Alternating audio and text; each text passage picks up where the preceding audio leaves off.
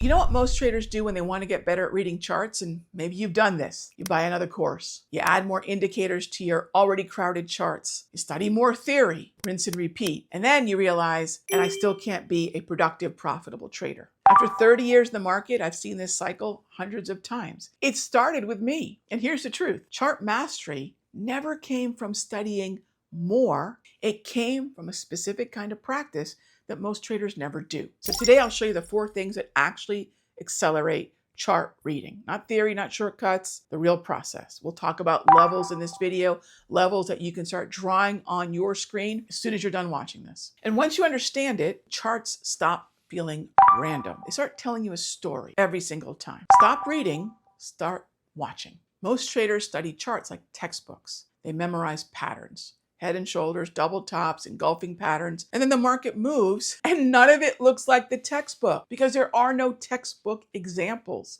Charts are not static. They're alive, right? Because they're printed by people like you and me. They're full of fear. They're full of greed. Those chart patterns that you've memorized might organize a different way. They might be bigger or smaller than the book showed. Here's a really good example. One of my students had taken about every course that I've ever heard of and some that I didn't, read tons of books and built a really good looking strategy and then back tested it, but she couldn't become profitable. So she came to me and said, Rog, you've been trading for almost at that point, 30, 35 years.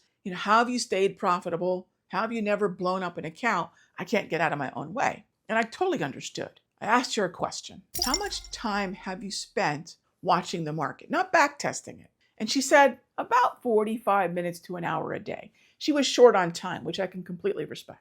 And that was the problem. I told her to spend 4 hours a day watching the market for at least a month. And she immediately frowned at me. She said, Rog, I hear what you're saying, but I don't have 4 hours a day. I work full time. I've got kids.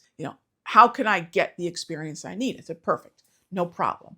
One of the things you can do is get a TradingView account and use the market replay. A lot of platforms have market replay. So if you don't have the 4 hours to put in, you can recreate the 4 hours on a 5-minute chart, a 1-hour chart, a 10-minute chart, whatever it is. You can recreate those 4 hours. Heck, you can recreate the entire session. So use replay. That was the first thing. Because a lot of times when I talk with traders and I say spend more time in front of the screens, they go, Rog, I can't. I can put a few hours in a day, but not much more than that. So there's a really good shortcut. And then I reminded her, this isn't about trading, it's about observing. So about 20, 25 days in, she called me and I could hear it in her voice, something had changed. She said, I can finally see the traps. I can see the patterns. I can see the time of day reactions. And I said, you've got pattern recognition now. You did the repetition, you put in the hours without spending the hours because replay modes was a game changer for her. And it only came from that screen time. Not screen time trading,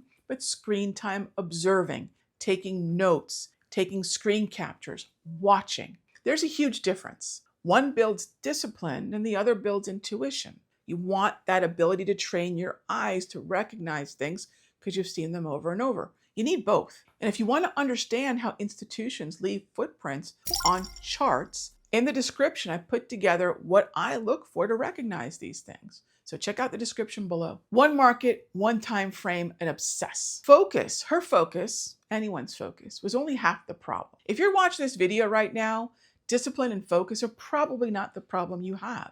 You're just not seeing the results you want yet. So the other half is where most traders are spreading themselves too thin to ever build real skills. And maybe this is where you are. Here's the mistake that keeps most traders stuck. They jump between asset classes. They jump between symbols. They jump between markets. So stocks on Monday, Forex on Tuesday, futures on Thursday, stock options on Thursday, crypto over the weekend. It's a mess. And then they wonder why nothing sticks, why they don't have the memory, the pattern recognition, the ability to retrieve that mindset that says, oh, I've seen that before. And this is because markets have personalities.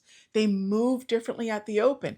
They move differently at the close. They react differently to news. The way Apple moves with news and the way gold moves with news can be completely different. They have session tendencies. Stocks move differently than Forex. Forex moves differently than futures. Crypto has its own way of moving, right? So if you're trading 5 different markets, you don't know any of them deeply. You're a tourist everywhere. you're an expert nowhere. Pick one market, pick one time frame, and obsess over it. So if you're a day trader, I would start with obsessing over the 5-minute time frame. If you want to be a swing trader, taking trades overnight from say 2 to 10 days, obsess over the daily time frame. If you want to be a longer term trader, hold leaps, hold shares 6, 12 months or longer, obsess over the weekly, right? So pick the time frame you want to become an expert in and focus on that. For example, personally, I started this back in the late 1990s, 99 to 2000, where I started trading Forex. And I traded the Euro US dollar exclusively for a few months. And the Euro US dollar, by the way, also known as the fiber, that's its nickname, is the biggest Forex pair in Forex. And Forex, by the way, is the biggest market of any kind. And after watching the Euro US dollar, probably 4 to 6 weeks in, I knew exactly where liquidity appeared. I knew exactly how it behaved around major news. I knew which news pieces would affect Forex because now I've got the European Central Bank, and now I've got the Euro Yen, and now I've got the US markets affecting the US dollar and the Euro. So I knew what moved it, and that only came from time. I knew what the open looked like when Europe and the UK opened. I saw what happened when Asia closed and when the US opened, right? So I knew exactly what those patterns and rhythms tended to look like. I knew when smart money was active and when they weren't active. I knew the London fix at 11 a.m. Eastern is when the European and UK markets started to wind down. That focus, that observation is what builds real chart reading, not breadth, depth. Here's what separates traders who always seem ready from the ones who are always scrambling. And it comes down to one habit. Here's what separates traders who react from traders who anticipate. I know a lot of traders who trade the stock market or stock options or even the futures, and they show up at the desk at 9:30. That's never going to get them where they want to be. They're going to be reactive traders. They haven't prepared. Reactive traders watch price move, and then they decide what it means to them. They have no context of the trend. They have no context of key levels. They're always a step behind. Anticipatory traders mark their levels either the morning of or the night before. I like the morning of. I like to start around 8 a.m. This way I already know where the interesting zones are. Before the market opens, I know what economic events, what major speakers, whether it's the Fed chair or whether it's a Fed voting member, or if there's a specific hot zone, a data release like non-farm payroll, I already know that those are coming out. So when price is reacting to those hot zones, those events, when price is reacting to key levels, I'm already ready, and you can be too. You don't have to be scrambling. So here's the process. You might want to write this down, and you can start marking these on your charts for the very next session. Mark the previous session's close. I call it the line in the sand. This is a sentiment level. If you're trading a stock like Apple and it's above the previous session's 4 p.m. cash close, it's typically bullish. Doesn't mean you buy automatically, but it's on the bullish side of sentiment. If it's below the previous session close, it's on the bearish side of sentiment. Really easy level to mark, the 4 p.m. Eastern cash close of the previous session. The next thing I like to mark is the pre-market high and low. So these are levels that would have likely been put in during the Asian session and the European and UK session. I'll also look at volume profile. So what I'm looking at is how many contracts or how many shares or whatever it was traded at that level. So you're looking at how much participation was at those highs and lows. Really easy. Mark the previous day's high and low. Again, really important, easy to identify. In fact, for a lot of you, you could probably code this automatically into the platform that you're using. That's something that I like to do on TradingView or Thinkorswim. I've actually programmed a little indicator that marks all these very easy to find levels so I can pull them up instantly, all right? Because these aren't signals, they're warning zones. Zones where institutions are most likely to act.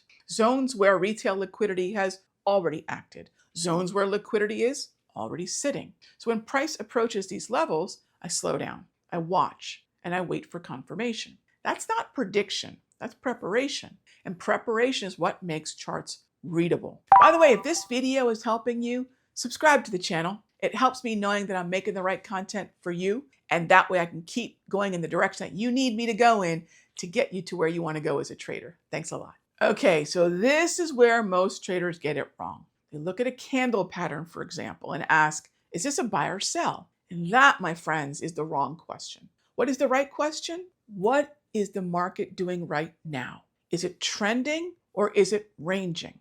Is it in an uptrend or bullish chop, or is it in a downtrend or bearish chop? Is price above or below the previous session close? Is there a major level nearby? Is there a major economic event that's going to happen either today, like earnings or the Federal Reserve, or is there a data point that's going to be released? Is the overall trend supporting movement higher or movement lower? Context answers all of that. Context is another way of saying market structure. Uptrends, downtrends, accumulation, distribution. Uptrend, downtrend, sideways range, wide choppy range. That's Dow Theory 101, by the way. Once you have that context, your setups or signals not only make sense, they're higher probability. Without context, every setup or signal looks equally awesome. With context, most of these signals or setups will disappear. I'm not going to short resistance in an uptrend. I'm not going to look for a breakout in a market chop. So what looks like a standalone setup or signal, once I add in the context of the market structure, a lot of those are filtered out. And the few that remain are far more high probability. That is the shift from signal or setup hunting, what can I do next, to reading the context and what should I do next. Trading has never been about finding more setups. In fact, the best traders I know, and one of the things that I do, is I look for a reason to not take the trade, and that's context. It's about understanding where you are on the chart before you do anything else. That one shift, placing your strategy within the market structure, or as I like to say, structure dictates strategy. An uptrend will have me looking for buy the dip opportunities. Bearish chop will have me looking for shorting resistance opportunities. It changes everything. And here's what this all comes down to. Mastering charts isn't about memorizing more. Remember, there's no textbook setup out there. It's about building a specific kind of awareness, market awareness, structure awareness. You watch the right market on the right time frame consistently. You mark your levels before the open. You read context before you look for entries. You give yourself screen time, real screen time, observing, not trading day after day. That's how charts go from confusing to readable, from random to logical, from overwhelming to process driven. And I've watched it happen hundreds of times. I see it every day in my Sector Secrets Mastery. It doesn't take years, it takes the right process. But here's the next problem. Reading charts is only half of it. The other half is executing without emotion, right? Without dry mouth, butterflies in your stomach, and sweaty palms, right? That is a physiological reaction to not knowing really what you're doing yet. And that's okay. When real money is on the line, you should be a little anxious because that means you respect the market. However, if it keeps you from acting, in the next video, I'm going to show you exactly how to overcome that and build the discipline to act on what you see. Trade what you see, not what you think. Follow a process, and it will be so much easier to make the decisions you need to in a timely way. So go watch that video right now, and I'll see you there.